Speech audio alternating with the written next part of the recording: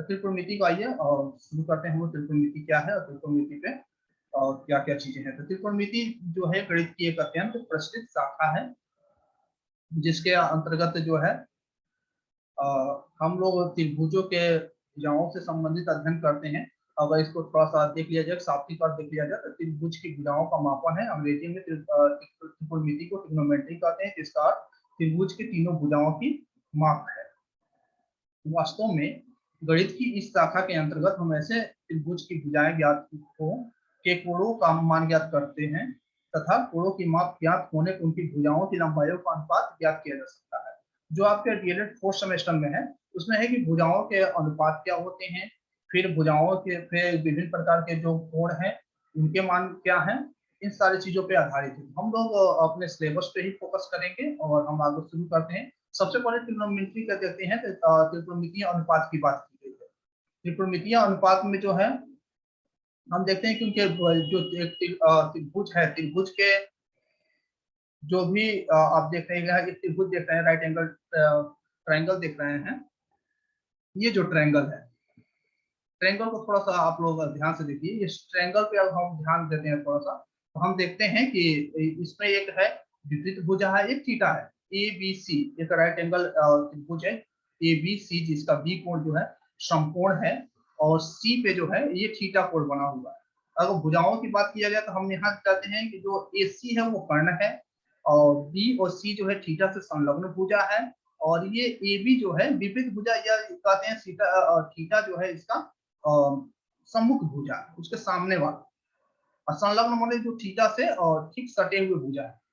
और दूसरे भाषा में कहा जाए तो जो ये ए बी जो है इसको हम लंब कहते हैं और बी सी जो होता है इसको हम आधार कहते हैं, और जो ये ए और सी है इसको हम कर्ण के नाम से जानते हैं। थीटा का जो अनुपात है त्रिकोणमितीय अनुपात होता है, और समकोण एक समकोण त्रिभुज एबीसी त्रिकोणमितीय अनुपात देखा जाए तो साइन थीटा जो होता है वो कोण के थीटा के विपरीत भुजा और कर्ण होता है, यानी कि इसके लंब बटा कर्ण होता है। यानी ए बी ये जो होगा ए बी बटा ए सी, यहाँ साइन थीटा जो होता है वो लंब बटा कर्ण, दूसरे शब्दों में कहा जाए तो लंब बटा कर्ण होता है। जहां अगर त्रिभुज में देखा जाए तो लंब जो है ए बी है और आधार जो है बी सी है और कर्ण जो है वो ए सी है। इसी प्रकार जो है कॉस थीटा जो होता है वो होता है और कोण से संलग्न भुजा और कर्ण, यानी कि आधार बटा कर्ण, यानी यहाँ आधार जो है बीसी बटा एसी होगा। टेन की बात किया जाए तो टेन जो होता है वो अनुपात होता है साइन बटा कॉस, या दूसरे शब्दों में कहा जाए तो ये होता है, यहाँ देखा है लंब बटा आधार, यानी ए बी बटा बीसी होता है। इसके सापेक्ष तीन और अनुपात होते हैं, त्रिकोणमितीय अनुपात होते हैं, जिसको हम कोसेक, सेक और कॉट कहते हैं। कोसेक जो है साइन का उल्टा होता है, यानी 1 बाई साइन थीटा होता है। कोसेक की बात किया जाए तो कोसेक जो होता है 1 बाई साइन थीटा होता है। सेक जो होता है 1 बटा कॉस थीटा होता है, और कॉट जो होता है 1 बटा टेन थीटा के बराबर होता है इसका वैल्यू।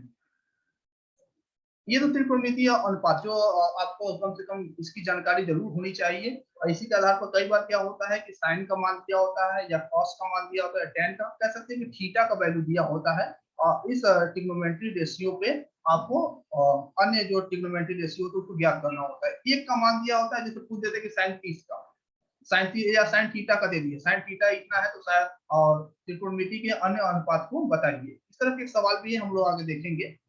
और देखते हैं एक क्वेश्चन, जैसे कि ये क्वेश्चन है कि दे रहा है कि यदि साइन थीटा, यहाँ देखेंगे क्वेश्चन को अगर पढ़ते हैं तो क्वेश्चन को पढ़िए तो यहाँ देखिए एक क्वेश्चन आसान सा दिया, इसी तरह के क्वेश्चन एग्जाम में पूछे जाते हैं।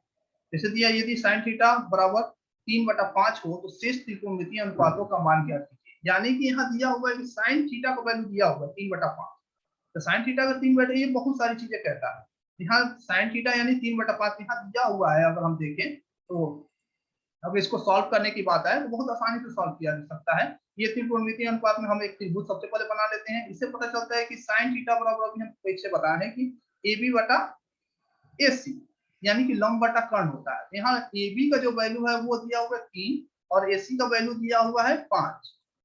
तो यहाँ अब हम देखते हैं sine theta equal to A B बटा ए सी होता है, यानी कि लंब बटा कर्ण होता है, और बराबर दिया हुआ है 3/5। ए बी की वैल्यू यहाँ दी हुई है 3 और ए सी की वैल्यू दी हुई है 5 ऑलरेडी। अब पूछ क्या रहा है, पूछ रहा है कि त्रिकोणमितीय अनुपात जितने भी शेष और त्रिकोणमितीय अनुपात है उनको ज्ञात करना है। शेष त्रिकोणमितीय अनुपात कौन कौन से होंगे? कास होगा, tan होगा, कोसेक होगा, सेक होगा और कॉट होगा। हम किसकी वैल्यू बतानी है? तो हम आगे अगर बढ़ते हैं तो सबसे पहले हम इसको एसी को निकालना पड़ेगा, क्योंकि हमारे पास क्या है, ए बी के वैल्यू है, ए बी 3 दिया हुआ है।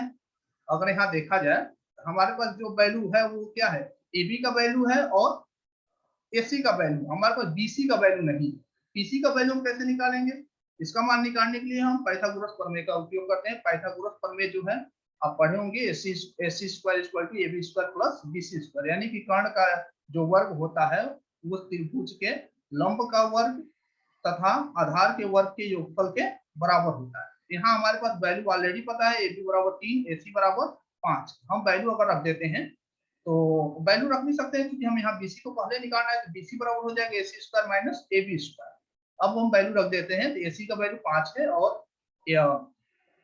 ए बी का वैल्यू 3 है, तो 5 की स्क्वायर माइनस 3 का स्क्वायर यानी 25 माइनस 9 हो जाएगा, इसका वैल्यू 16 हो जाएगा। फिर इसका हम वर्गमूल निकाल लेते हैं, यानी बीसी का वैल्यू पता चल जाएगा। बीसी पता चल गया 4।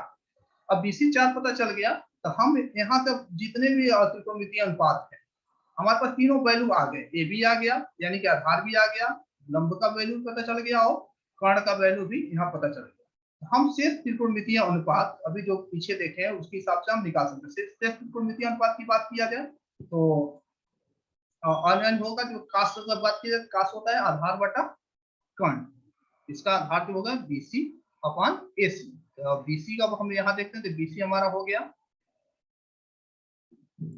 बीसी हमारा 4 हो गया और एसी 5 हो गया। इसी तरह अगर जाए tan बटा लंब बटा आधार होता है, यानी ए बी बटा बीसी। इस त्रिभुज में देखा तो ए बी बटा बीसी, ए बी का वैल्यू 3 है और बीसी का वैल्यू 4 है। ये सारे मान यहाँ आ जाते हैं। फिर इसी तरह हम कॉट का निकाल सकते हैं। कॉट जो होता है tan का उल्टा होता है, यानी कि कॉट जो होता है 1/tan होता है। यहाँ 1/tan जो है तो हम कर देते हैं, tan का वैल्यू है 3/4, तो काश का 100% ही उल्टा होगा, 1/3/4 हो जाएगा, यानी कि 4/3, या आधार बटा लंब होता है तो आधार बटा लंब यहाँ निकाल सकते हैं। इसी तरह सेक का हो जाएगा, सेक जो है वो काश का उल्टा होता है, यानी काश जो होता है वो आधार बटा कर्ण होता है, तो यहाँ कर्ण बटा आधार हो जाएगा, यानी एसी बटा बीसी हो जाएगा। तो एसी की वैल्यू 5 और बीसी का वैल्यू अभी हम लोग फाइंड किए थे 4। और लास्ट जो है कोसेक, कोसेक की वैल्यू हो जाएगी कर्ण बटा लंब, जो कि साइन का उल्टा होता है, यानी कोसेक इक्वल टू 1/sin होता है, साइन थीटा होता है। तो साइन थीटा का वैल्यू हम ऑलरेडी वहां दिया हुआ 3/5, यहाँ 5/3 हो जाएगा। तो इस तरह से हम क्या कर सकते हैं कि अगर कोई भी एक वैल्यू दिया हो, कोई भी एक वैल्यू दिया हो तो हम यहाँ शेष जो है त्रिकोणमितीय अनुपात को हम आसानी से ज्ञात कर सकते हैं, क्योंकि हमारे पास बस इतना ही था, इतना ज्ञात था और इतना हम लोग आसानी से ज्ञात कर लेते हैं। परीक्षाओं में इस तरह के क्वेश्चन भी पूछे गए हैं। नेक्स्ट प्रकार की बात किया जाए तो आते हैं, तो फिर समझते हैं कि इसके बाद कुछ मान जो आपको ज्ञात करने होते हैं। कुछ सवाल ऐसे होते हैं जिनका त्रिकोणमितीय मान ज्ञात करना हो, त्रिकोणमितीय अनुपात और त्रिकोणमितीय मान। अगर थीटा के वैल्यू दे दिया जाए, थीटा का वैल्यू 0 हो जाए, 30 हो जाए, 45 हो जाए, 60 हो जाए या 90 हो, थीटा इक्वल टू अगर 0 वैल्यू 0 अंश रख दिया जाए, 30 अंश रख दिया जाए, 45 अंश रख दिया जाए, 60 अंश रख दिया जाए या 90 अंश रख दिया जाए, तब इसका वैल्यू क्या होगा, इसका मान क्या होगा। इसके लिए एक सारणी होती है, क्योंकि भौतिक रूप से क्लासेस चलती तो उसको बताया जाता। ऑनलाइन में इस सारणी को हम यहाँ रख दिए हैं, आप याद कर सकते हैं। थीटा 0 का वैल्यू जो होता है वो 0 होता है, 30 अंश का जो वैल्यू होता है 1/2 होता है। इसी तरह 45 का जो वैल्यू होता है, जैसे कि ये 0 का 0, साइन 30 का 1/2, साइन 45 का 1/√2, साइन 60 का √3/2 और साइन 90 का 1 होगा। इस तरह ये अभी वैल्यू है साइन के लिए। कॉस के लिए देखा जाए तो कॉस के लिए जो वैल्यू आता है वो इस प्रकार आता है, cos 0 का वैल्यू 1 होता है, cos 30 का वैल्यू जो होता है √3/2, cos 45 जो होता है 1/√2, cos 60 जो होता है 1/2 और cos 90 जो होता है वो 0। ये साइन और cos के वैल्यू हो गए। साइन cos के बाद आता है tan, और tan की बात किया जाए, tan आप देख सकते हैं यहाँ, tan का जो मान होता है वो tan 0 का वैल्यू 0 होता है, tan 30 का वैल्यू 1/√3, tan 45 1, tan 60 जो होता है 3 और tan 90 का वैल्यू होता है इनफाइनाइट, मतलब असीमित होता है, उसको निकाला नहीं जा सकता, अनडिफाइंड होता है। तो ये तो अभी मेन जो हमारे हो गए साइन, साइन और 30, 30, 45, 0, 60 और 90 का वैल्यू इस तरह हम निकाल सकते हैं, साइन, कॉस और टेन का।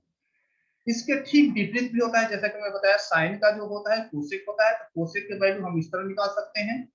कॉस का जो होता है उसका भी विपरीत होता है, तो यहाँ कोसेक का वैल्यू इनफाइनाइट ठीक उल्टा हो जाता है। जैसे कि यहाँ कोसेक का हो गया, कोसेक के बाद हम सेक का, सेक के बाद यहाँ काट का। ये सारे वैल्यू आपको एक चार्ट में अगर देखना चाहें तो हम चार्ट के रूप में हम आपको दिखा देते हैं। चार्ट के रूप में ये वैल्यू इस तरह दिखाई देता है। एक याद करने के लिए सबसे आसान है कि आप एक चार्ट बना लीजिए और चार्ट पे ये वैल्यू कहीं लिख लीजिए जिससे आपको पता चल जाए। यहाँ चार्ट से बिल्कुल आप स्पष्ट है कि देख सकते हैं कि साइन की जो वैल्यू होती है 0 के लिए ये सारे वैल्यू होते हैं।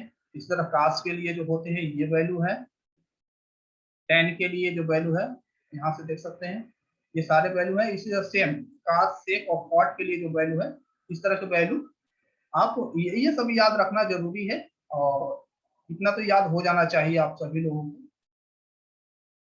बात करते हैं इस पे आधारित सवाल कैसे आते हैं। इसके बाद आता है कि इस पे कौन कौन से सवाल आते हैं। सवाल कुछ इस तरह के होते हैं, कुछ फार्मूले देख लेते हैं। सबसे पहले तो फार्मूला देख लेते हैं, कुछ फार्मूले होते हैं जो महत्वपूर्ण है ट्रिग्नोमेट्री के लिए। ट्रिग्नोमेट्री में कुछ फार्मूले बहुत ही क्लियर है, तो यहाँ देख लेते हैं। जैसे sign square theta plus cos square theta का वैल्यू हमेशा 1 होता है।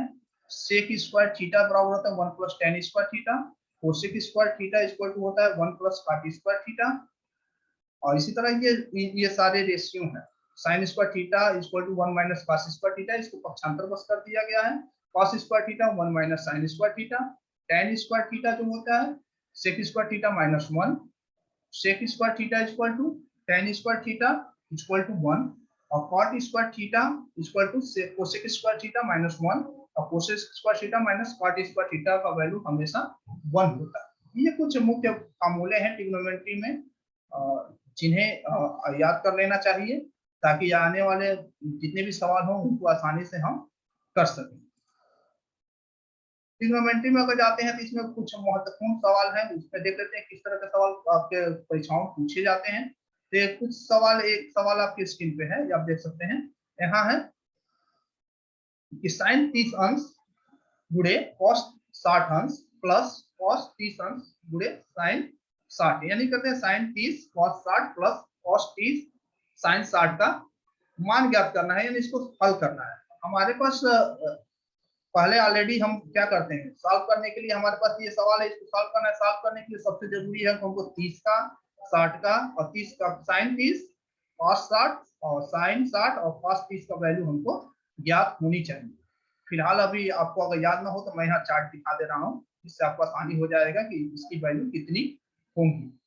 हम लगाते हैं सवाल तो हम क्या करते हैं बस रख देते हैं वैल्यू। साइन, यहाँ साइन 30 का वैल्यू जो होगा उसको हम रख देते हैं, साइन 60 का वैल्यू जो है उसको भी रख देते हैं और फिर साइन 60 और कॉस 30 का वैल्यू जो आता है उसको हम यहाँ रखते जाते हैं। यहाँ आप देखेंगे कि साइन 30 का जो वैल्यू है 1/2 है, साइन 60 का जो वैल्यू है यहाँ भी 1/2 है। आप cos 30 का वैल्यू जो है √3/2, यहाँ देख सकते हैं cos 30, cos की बात करें और 30 पे देखें तो √3/2, यहाँ √3/2 को हम यहाँ ला देते हैं। cos 60 साइन 60 का मान देखा जाए तो साइन 60 साइन ये है और 60 यहाँ है, तो ये √3/2। तो जब इसको हम सवाल को सॉल्व करते हैं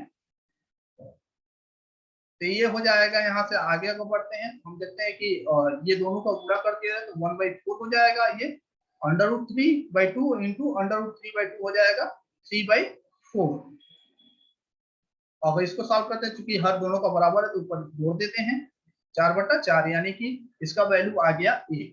ये जो सवाल है आपके पास, इस सवाल का हम आसानी से आंसर निकाल सकते हैं। परीक्षाओं में इस तरह के सवाल पूछे गए हैं, ये सवाल भी किसी सत्र में पूछा गया है जो मैं अभी बता रहा हूँ। ये सवाल बहुत बड़ा नहीं है, आपको करना क्या है, आपको केवल जो है ये सारणी जो सामने दी गई है इस सारणी को याद करना है, इसके मान को याद करना है। आप इसमें से अगर 3 भी याद कर लेते हैं तो 3 रेशियो तो आराम से निकल जाते हैं, क्योंकि वो बाकी के शेष जो 3 राशियां हैं, कॉट है, सेक है, कोसेक है, वो उसी पे आधारित होता है। ये आसानी से हम कर सकते हैं। एक सवाल और देखते हैं, दूसरे तरह का थोड़ा सवाल है। यहाँ एक सवाल है कि सिद्ध कीजिए कि cos 30 अंश cos 60 अंश माइनस sin 30 अंश और sin 60 अंश का वैल्यू जो है cos 90 होता है। यहाँ अब हम सबसे पहले सॉल्व करने के लिए हम क्या करते हैं कि इसमें LHS और RHS को ले लेते हैं। यहाँ देखते हैं, ये सवाल यहाँ आया हुआ है, तो यहाँ सब वैल्यू अगर रख दिया जाए तो आप सारे वैल्यू जब रखते हैं, cos 30 का वैल्यू रखते हैं √3/2 इंटू cos 60 का 1/2, फिर sin 30 का जो होता है 1/2 इंटू sin 60 का जो होता है √3/2। जब ये सारे सवाल आप यहाँ रखते हो तो इसका वैल्यू जब सॉल्व करते हो तो √3/4 माइनस √3/4 इसका वैल्यू 1 आता है। अब हम अगर चार्ट में अगर जाए, चार्ट में देखते हैं तो जो cos 90 है उसका वैल्यू भी 1 है। यहाँ LHS जो होता है वो RHS के बराबर आ जाता है। तो इस तरह के सवाल भी परीक्षाओं में पूछे गए। हमको कुछ नहीं करना है, RHS को LHS और RHS को दोनों बराबर कर देंगे, ये सवाल भी आसानी से लग जाते हैं। आइए एक और सवाल जो है उसको देखते हैं। इस तरह के भी सवाल कभी कभी पूछे गए हैं। इसमें ये सवाल जो है इसको सॉल्व करने के लिए बहुत ही आसान है। इसमें भी हमको क्या करना है, इसमें भी हमको मान ही रखना है। यहाँ कह रहा है कि 2 tan 45 और बटा 1 माइनस tan स्क्वायर 45 का वैल्यू जो होता है वो 90 अंश के बराबर आता है। हम इसको सॉल्व करने के लिए हम सबसे पहले हमको फिर वही सारणी की जरूरत पड़ेगी। हम सारणी देख लेते हैं। सारणी है, सारणी में tan 45 का मान tan हो गया, tan 45 हमको इस सारणी में tan 45 का मान देखना है। tan 45 का वैल्यू क्या है, tan 45 अगर हमको पता चल जाए तो हम आसानी से इसको कर सकते हैं। यहाँ देखिए tan जो है, tan को देखना है और tan 45 में 45 का वैल्यू 1 है, तो हम tan 45 का वैल्यू 1 रख देंगे। फिर tan 90 को भी देख लेते हैं। tan 90 है, tan 90 का वैल्यू जो है इनफाइनाइट। हमको सिद्ध क्या करना है, कितने के बराबर 90 का वैल्यू आता है। हम क्या करेंगे, सारे वैल्यू रख देंगे और देखेंगे कि इनफाइनाइट आ रहा है कि नहीं। अगर इनफाइनाइट आ जा रहा है तो वो tan 90 के बराबर होगा। चलिए सवाल को लगाते हैं। तो यहाँ अगर tan LHS ले लेते हैं तो LHS 2 tan 45 1 minus tan square 45। अब वैल्यू रख देते हैं, 2 इंटू tan 45 का वैल्यू 1 होता है, 1 माइनस tan स्क्वायर 45, क्योंकि tan स्क्वायर tan का वैल्यू 1 है तो स्क्वायर करेंगे तो उसका वैल्यू क्या होगा, 1 ही होगा। यानी यहाँ से आ जाएगा 2/0। अब किसी संख्या में हम 0 से भाग देते हैं तो वो हमेशा इनफाइनाइट ही आता है। तो इनफाइनाइट आ गया, तो इनफाइनाइट जो है स्टेबल में अगर देखते हैं तो इनफाइनाइट 90 के ऊपर है, यानी tan का जो वैल्यू है वो 90 है। यानी यहाँ से जो हो जाएगा, सॉरी कॉस लिख दिया गया है, tan होगा, tan 90 होगा। यहाँ से LHS बराबर RHS आ जाएगा। ये जो क्वेश्चन थे आपके मैथमेटिक्स ट्रिग्नोमेट्री में, इस तरह के क्वेश्चंस